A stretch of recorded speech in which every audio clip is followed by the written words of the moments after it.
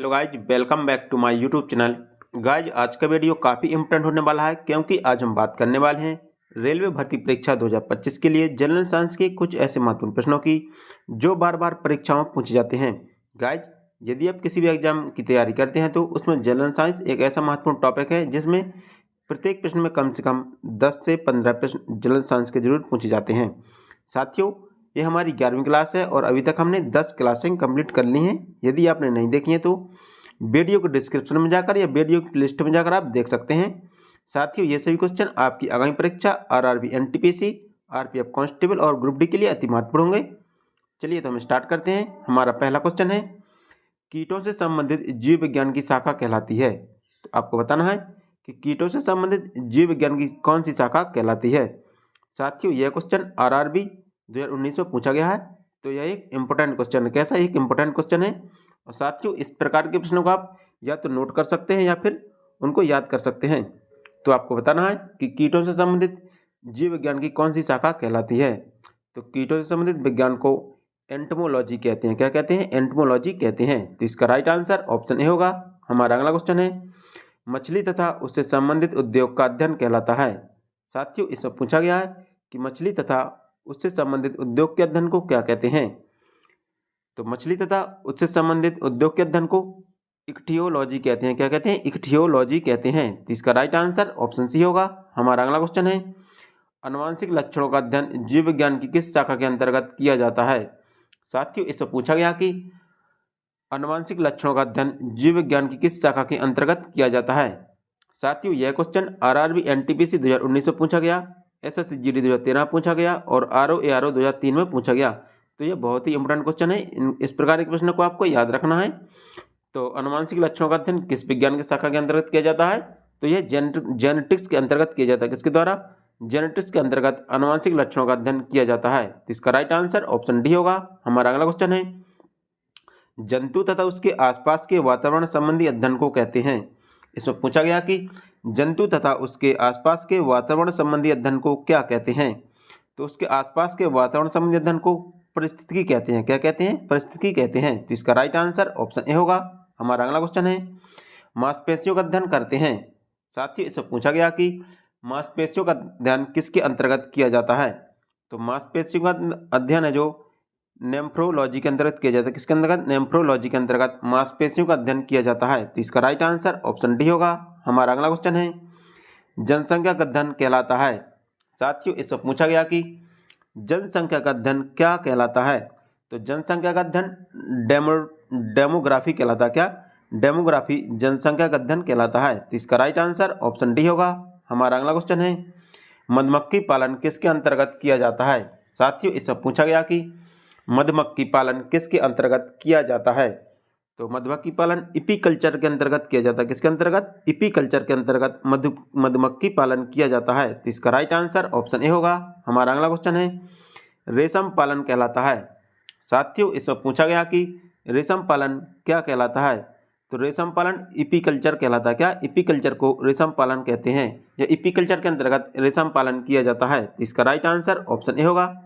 साथियों, यह question UP police 2019 में पूछा गया और आरआरबी ग्रुप डी 2019 में भी पूछा गया है। तो ऐसे क्वेश्चन बार बार पूछे जाते हैं। तो इस प्रकार के प्रश्नों को आपको या तो याद रखना है या फिर उनको नोट करना है। चलिए हम चलते हैं अपने अगले क्वेश्चन की तरफ। हमारा अगला क्वेश्चन है, ऊतकों की संरचना से संबंधित विज्ञान कहलाती है। साथियों, इससे पूछा गया कि ऊतकों की रचना से संबंधित विज्ञान कौन सी विज्ञान कहलाती है। तो हिस्टोलॉजी के अंतर्गत ऊतकों का अध्ययन किया जाता है। किसके अंतर्गत? हिस्टोलॉजी के अंतर्गत ऊतकों का अध्ययन किया जाता है। तो इसका राइट आंसर ऑप्शन सी होगा। हमारा अगला क्वेश्चन है, विज्ञान की शाखा न्यूरोलॉजी में कौन से अंग का अध्ययन किया जाता है। इससे पूछा गया कि न्यूरोलॉजी के अंतर्गत कौन से अंग का अध्ययन किया जाता है। तो न्यूरोलॉजी के अंतर्गत स्नायु तंत्र का अध्ययन किया जाता है। किसके अंतर्गत?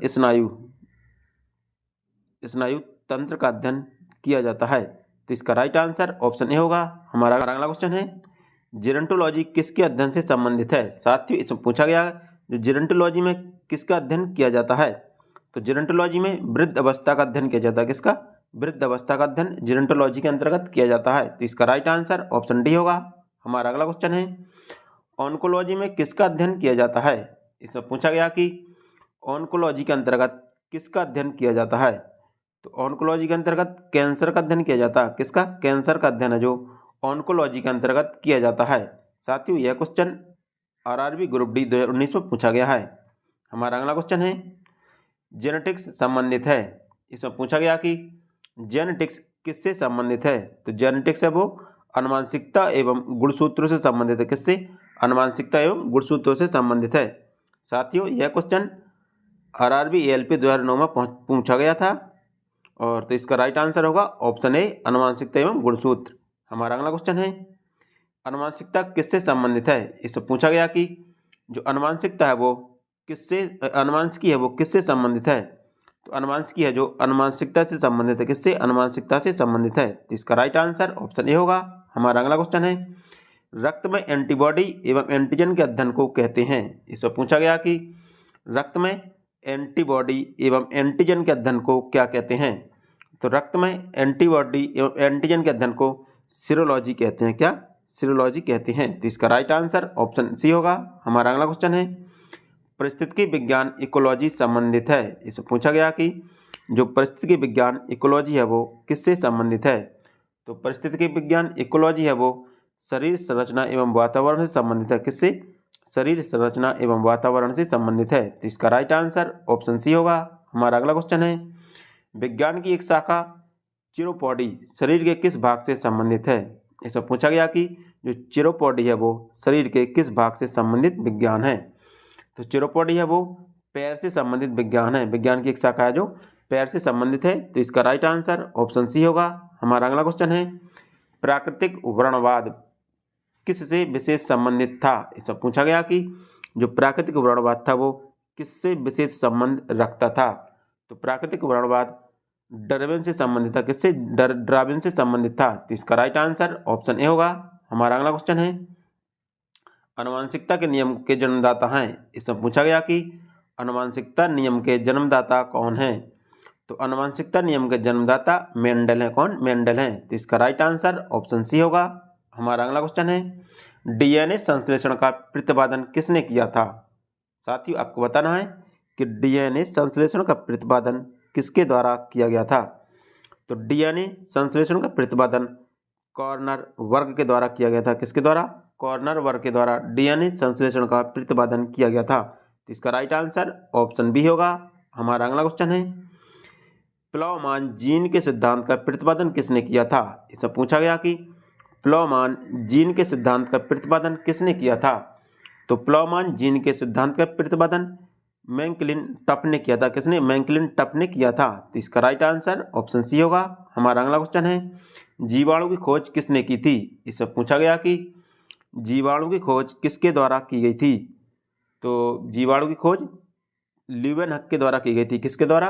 ल्यूवेनहक के द्वारा जीवाणु की खोज की गई थी। तो इसका राइट आंसर ऑप्शन बी होगा। हमारा अगला क्वेश्चन है हरगोविंद खुराना को किस क्षेत्र में प्रतिष्ठित नोबेल पुरस्कार मिला? इसमें पूछा गया कि हरगोविंद खुराना को किस क्षेत्र में प्रतिष्ठित नोबेल पुरस्कार मिला था? तो हरगोविंद खुराना को चिकित्सा विज्ञान के क्षेत्र में प्रतिष्ठित नोबेल पुरस्कार मिला था। तो इसका राइट आंसर ऑप्शन बी होगा। हमारा अगला क्वेश्चन है स्टेथोस्कोप का आविष्कार किसने किया? इसमें पूछा गया कि स्टेथोस्कोप का आविष्कार किसके द्वारा किया गया था? साथियों, यह क्वेश्चन आरआरबी 2009 में पूछा गया है। आरआरबी एएलपी परीक्षा है जो 2009 में पूछा गया है। तो यह बहुत इंपॉर्टेंट क्वेश्चन है और इस प्रकार के प्रश्न लगातार पूछे जाते हैं। तो स्टेथोस्कोप का आविष्कार किसने किया था? तो इसका आविष्कार लेनेक ने किया था। किसने? लेनेक ने स्टेथोस्कोप का आविष्कार किया था। तो इसका राइट आंसर ऑप्शन बी होगा। हमारा अगला क्वेश्चन है एडवर्ड जेनर निम्नलिखित में से किस रोग से जुड़े हैं? इससे पूछा गया है कि एडवर्ड जेनर है जो किस रोग से जुड़े हैं? तो एडवर्ड जेनर चेचक से संबंधित चेचक से जुड़े हैं। तो इसका राइट आंसर ऑप्शन सी होगा, क्योंकि एडवर्ड जेनर ने चेचक के टीके का आविष्कार किया था। किसने? चेचक के टीके का आविष्कार एडवर्ड जेनर के द्वारा किया गया था। साथियों, ये तो हमारे साइंस से संबंधित 25 महत्वपूर्ण प्रश्न, साइंस से संबंधित 25 महत्वपूर्ण प्रश्न। अब हम 5 मोस्ट इम्पोर्टेंट पुस्तकों को देखेंगे और उनको हम डिस्कस करेंगे जो आपकी परीक्षा के लिए बहुत ही उपयोगी होंगी। तो चलिए हम देखते हैं। हमारी पहली पुस्तक है चरक संहिता निम्नलिखित में से किससे संबंधित है? इसमें पूछा गया है जो चरक संहिता है वो किससे संबंधित पुस्तक है? तो चरक संहिता एक चिकित्सा से संबंधित पुस्तक है, इसके चिकित्सा से संबंधित पुस्तक है। तो इसका राइट आंसर ऑप्शन डी होगा। साथियों, आपको कमेंट बॉक्स में बताना है कि चरक संहिता है वो किसकी पुस्तक है। हमारा अगला क्वेश्चन है, बीजक किसके वचनों का संग्रह है? इसमें पूछा गया कि जो बीजक है वो किसके वचनों का संग्रह है? तो बीजक कबीर के वचनों का संग्रह है। तो इसका राइट आंसर ऑप्शन डी होगा। हमारा अगला क्वेश्चन है, पद्मावती कथा के लेखक हैं। इसमें पूछा गया कि पद्मावती कथा के लेखक कौन हैं? तो पद्मावती कथा के लेखक कौन है? तो पद्मावती कथा के लेखक मलिक मोहम्मद जायसी हैं। कौन है? मलिक मोहम्मद